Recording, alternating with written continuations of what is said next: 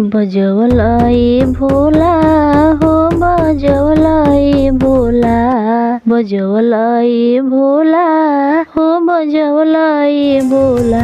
तो चढ़ते फागुन में डमरुआ बजवला ए भोला, चढ़ते फागुन में डमरुआ बजवला ए भोला। काहे फागुन में डमरुआ, पहिला डमरुआ हो काशी में बजवला, काशी में बजवला हो काशी में बजवला। पहिला डमरुआ हो काशी में बजवला, बजवला ए भोला हो उड़वला ए भोला, बजवला ए भोला हो उड़वला ए भोला। तो लाल पियर गुलाल खूब उड़वला ए भोला, लाल पियर गुलाल खूब उड़वला ए भोला। चढ़ते फागुन के महीनामा बजवला ए भोला, चढ़ते फागुन के महीनामा बजवला ए भोला।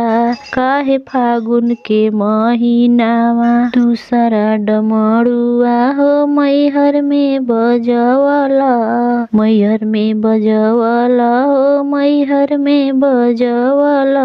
दूसरा डमरुआ हो मैहर में बजवला। नचवला ए भोला हो नचवला ए भोला, नचवला ए भोला हो नचवला ए भोला।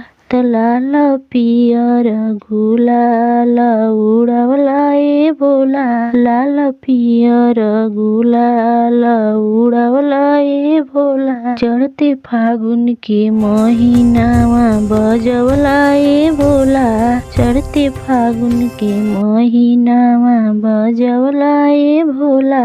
काहे फागुन के महीनामा तीसरा डमरुआ हो देवघर में बजवला, देवघर में बजवला हो देवघर में बजवला। तीसरा डमरुआ हो देवघर में बजवला। नचवला ए भोला हो झुमवला ए भोला, नचवला ए भोला हो झुमवला ए भोला। तो लाल पियर गुलाल खूब उड़वला ए भोला, लाल पियर गुलाल उड़वला ए भोला।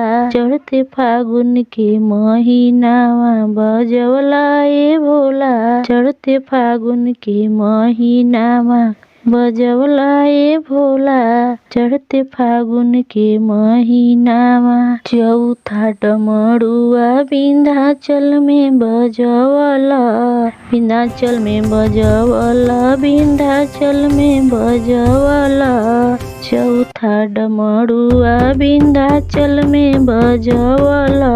नचवला ए भोला हो झुमवला ए भोला, झुमवला ए भोला खूब नचवला ए भोला। तो लाल पियर गुलाल उड़वला ए भोला, लाल पियर गुलाल उड़वला ए भोला।